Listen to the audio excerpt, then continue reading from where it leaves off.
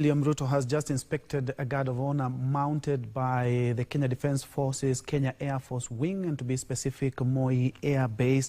And now is just having a chit-chat and being welcomed by the Speaker and the Deputy Speaker. Remember, the Speakers of both Houses and Deputies are also there, flanked by his Deputy, Professor Kithure Kindiki, and also, as you can see, the Majority Leader in the Senate, and also the politicians from the August House, that is the National Assembly.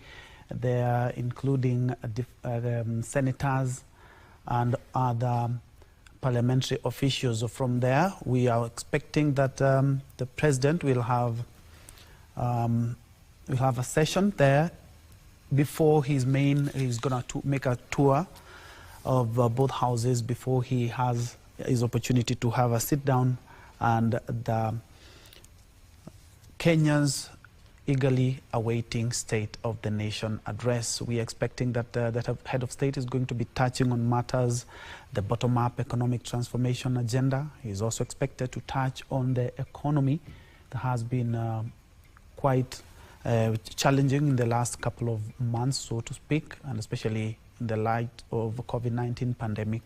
Other than that, we also expect the President to touch on food security, matters agriculture. Where are we? The fertilizer, the subsidized fertilizer program. We also expect the President to be touching on our national policy and also our foreign policy as well. And he has indeed made his way inside Parliament. And in the next couple of minutes, we do expect him to be making his speech. Among other also things that we expect that the President to be touching on is the social health insurance. We also expect that the President will be touching on matters education. There's also having a challenge in terms of strike by the university dons and also the controversial university funding model, and also talking about the grade 9 and challenges that are facing our CBC. We also expect the President to be touching on matters security. And especially, you do remember we had a big challenge in the North Rift. The head of state also being expected to touch on that. He's also expected to be touching on matters governance. Remember, this is the first speech that he is making to the nation in Parliament since the ouster of his deputy and the installation of a new deputy.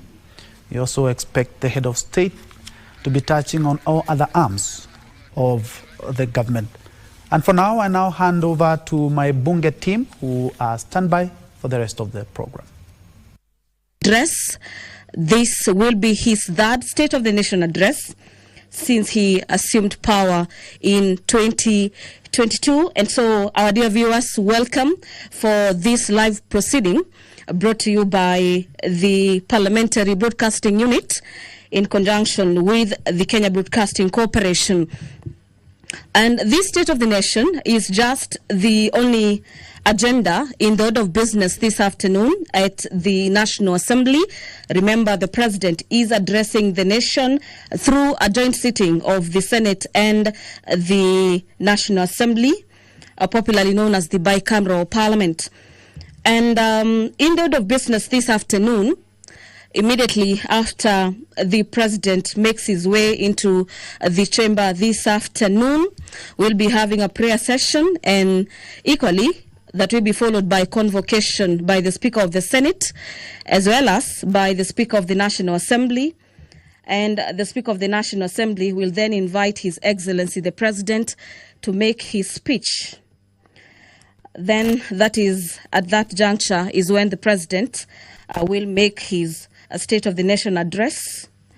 And immediately after the conclusion of that, we'll have the House adjourning this afternoon, owing to the fact that the State of the Nation address is the only agenda lined up for